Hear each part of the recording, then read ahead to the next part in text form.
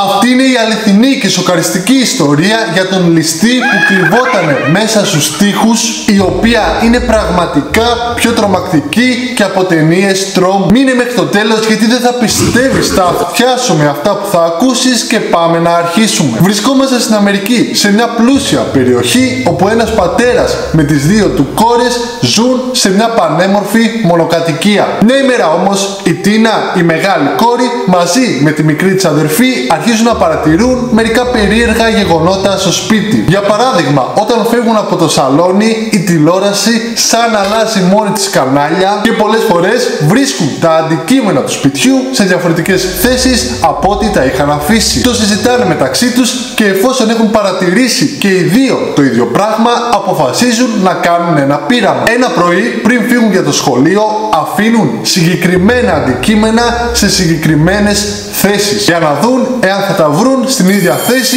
όταν γυρίσουν από το σχολείο. Η Τίνα και η αδερφή της λοιπόν γυρνάνε σπίτι το ίδιο μεσημέρι και προς μεγάλη τους έκπληξη βρίσκουν τα περισσότερα αντικείμενα σε διαφορετική θέση. Έτσι κατατρομαγμένες πηγαίνουν στον πατέρα τους και του λένε ότι πιστεύουν ότι κάποιος μπαίνει στο σπίτι όσο λείπουν. Ο πατέρας τους όμως νομίζει ότι είτε κάνουν φάρσα στον ίδιο είτε κάνουν φάρσα η μία στην άλλη. Έτσι δεν ανησυχεί και τους λέει «Οκ, πηγαίνετε τώρα να παίξετε, εγώ είμαι εδώ, θα σας προστατεύω». Ο πατέρας τότε συνεχίζει να διαβάσει την εφημερίδα του και εκείνο το βράδυ πηγαίνει για ύπνο ατάραχος. Την επόμενη μέρα όμως το μεσημέρι γυρνάνε όλοι μαζί σπίτι και ο πατέρας πηγαίνει πρώτος τουαλέτα γιατί βιαζότανε. Εκεί πέρα βλέπει ότι κάποιος είχε χρησιμοποιήσει τη τουαλέτα και δεν είχε πατήσει καζανάκι. Τότε είναι που θυμάται ότι πριν φύγουν πάλι αυτός είχε πάει στην τουαλέτα και ήταν σίγουρος ότι πάτησε καζανάκι. Έτσι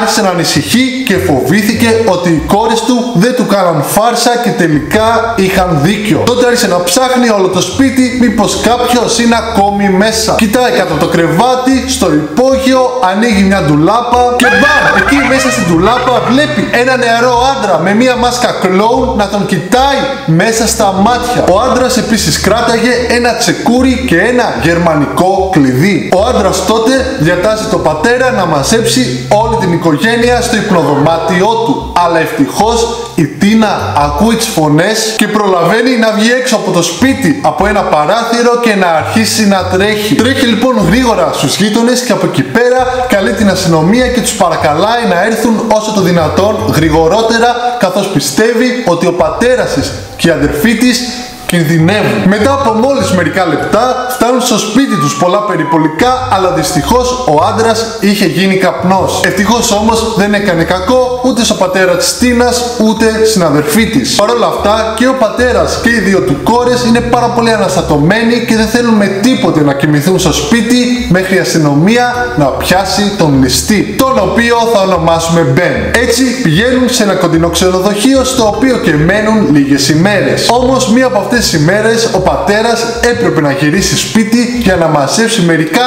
από τα πράγματά τους. Και όπως πλησιάζει στο σπίτι τους, μπουμ, βλέπει τον Μπεν να τον κοιτάει στα μάτια μέσα από το παράθυρο. Εννοείται ότι καλεί με την μία την αστυνομία και η αστυνομία ευτυχώς φτάνει εκεί πέρα πάρα πολύ γρήγορα και αρχίζει να ψάχνει όλο το σπίτι. Μέσα στο σπίτι βρίσκουν δύο σημειώματα με κόκκινα γράμματα καρφωμένα πάνω σε ένα τραπέζι με ένα μαχαίρι. Το ένα σημείωμα λέει «Είμαι ακόμη μέσα στο σπίτι, ελάτε βρείτε με», και το άλλο σημείωμα «Θα σας βγάλω όλους από τη ζωή». Ακόμη και οι αστυνομικοί ψιλοφοβήθηκαν καθώς κατάλαβαν ότι έχουν μπλέξει με έναν εντελώς τρελό. Έτσι συνέχισαν να τον ψάχνουν μέσα στο σπίτι, αλλά δεν μπορούσαν να τον βρουν πουθενά. Τότε ένας αστυνομικός πηγαίνει στο μπάνιο για να κάνει την ανάγκη του και παρατηρεί ότι ένας τοίχος του μπάνιου είναι ψεύτικος. Δηλαδή είναι από γυψοσανίδα και όχι από κανονικά τούβλα, καθώς είχε φτιαχτεί γρήγορα για να καλύψει κάτι σωλήνες. Έτσι οι αστυνομικοί κουνάνε τα έπιπλα του μπάνιου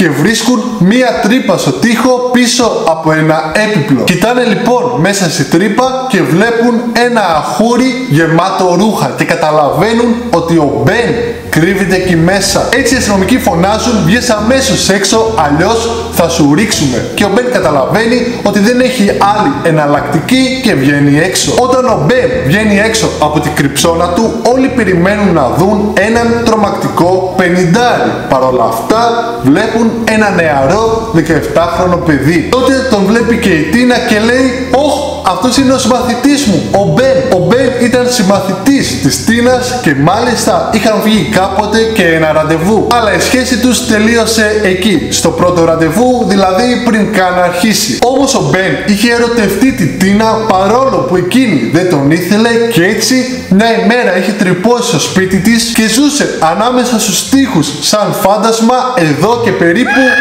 6 ολόκληρους μήνες. Αυτός ήταν λοιπόν που μετακινούσε τα πράγματα και άλλαζε τα κανάλια στη τηλεόραση επίτηδες για να τους τρομάξει. Όπως και να έχει, εννοείται ότι οι αστυνομικοί τον συλλαμβάνουν και τον βάζουν φυλακή. Αλλά 10 μήνες αργότερα η μητέρα του Μπεν, νομίζοντας ότι ο γιος της έχει μάθει το μάθημά του 10 ολόκληρους μήνες στη φυλακή, πληρώνει το πρόστιμο και ο Μπεν αφήνεται ελεύθερος. Ο Μπεν όχι μόνο δεν έχει μάθει το μάθημά του, αλλά με το που βγαίνει αρχίζει να μπαίνει ξανά σε σπίτια γειτόνων και να κλέβει διάφορα πράγματα. Μια μέρα λοιπόν μπαίνει σε ένα σπίτι για να ληστέψει διάφορα κοσμήματα, αλλά αυτή τη φορά μπαίνει με όπλο. Εκεί που έψαχνε μέσα σε συρτάρια για να βρει κοσμήματα, ακούει ένα κλειδί στη πόρτα. Τότε είναι που παγώνει ολόκληρος. Συνήθως ο Μπεν όταν ακούει κλειδιά στη πόρτα το βάζει στα πόδια. Παρ' όλα αυτά αυτή τη φορά επέλεξε να κρυφτεί μέσα στο σπίτι. Μπαίνει λοιπόν στο σπίτι μια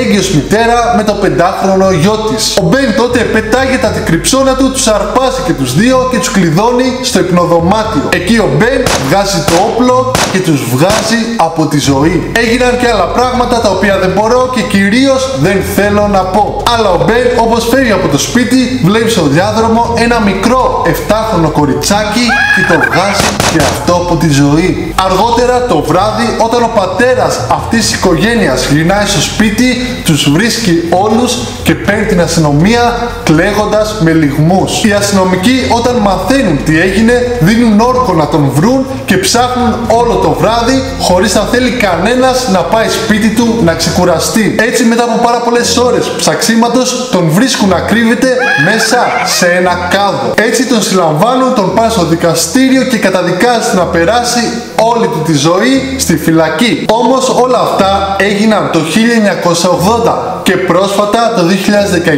2019 ο Μπεν έκανε αίτηση για αποφυλάκηση καθώς βγήκε ένας νόμος ο οποίος το επιτρέπει. Στο δικαστήριο ο πατέρας, ο οποίος είχε χάσει την οικογένειά του, είπε πρώτον ότι δεν πρέπει να τον αφήσουν ελεύθερο και δεύτερον ότι αν το κάνουν θα τον αναλάβει ο ίδιος. Ο δικαστής τότε έχωσε στον Μπεν άλλα 50 χρόνια και θα σαπίζει στη φυλακή για το υπόλοιπο της ζωής του.